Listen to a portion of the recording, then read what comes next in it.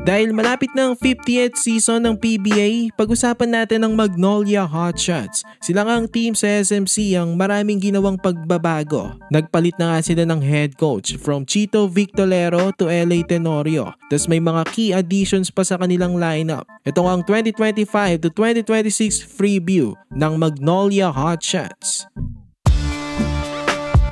So si LA Tenorio na nga ang head coach ng Magnolia Hotshots. Hindi nga lang head coach, listed nga rin daw ito bilang player. Pero sabi ni LA, kasalukuyang nasa injury list siya.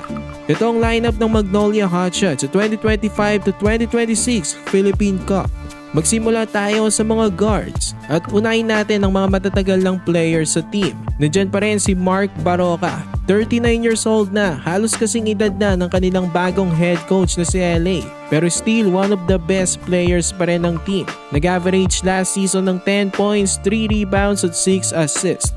Sumunod naman Paul Lee, 36 years old naman na, nag-average last season ng 11 points, 3 rebounds at 4 assists.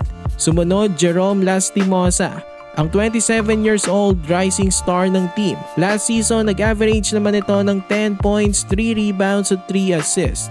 Sumunod naman ang rookie na si Gab Gomez. Third round pick ito ng Hotshots. Excited na nga daw ito mag-guide ng mga veteran guards na sila Mark Baroka, Paul Lee at syempre ang head coach ng team na si LA Tenorio. For sure marami nga siyang matututunan sa mga guards na yan. Nandyan pa sa mga guards ng Hotshots sila Peter Alfaro at Paulo Taha. Dumako naman tayo sa mga forwards. Una si Xavier Lucero, ang isa pa sa mga young guns at rising stars ng team. Magandang ipinakita nito sa Hotshots last season. Nag-average ito ng 18 points, 8 rebounds at 2 assists.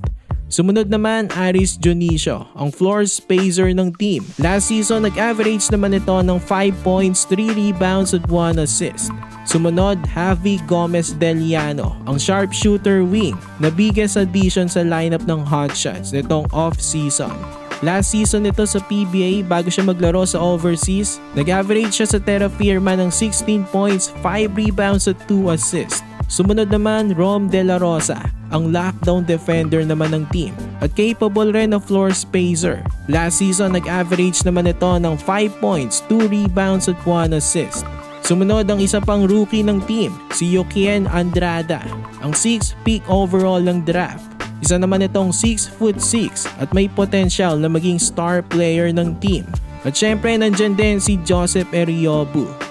Dumako naman tayo sa mga centers. Una si Ian Sanggalang, ang best low post player ng team. Last season nag-average naman ito si Ian ng 11 points, 5 rebounds at 1 assist. Sumunod James Laput, ang 6'10" na tinatawag na The Project. Tas Russell Escoto, ang bench player naman pero handa parate kapag ipapasok. So ayan ang lineup ng Magnolia Hotshots sa Philippine Cup.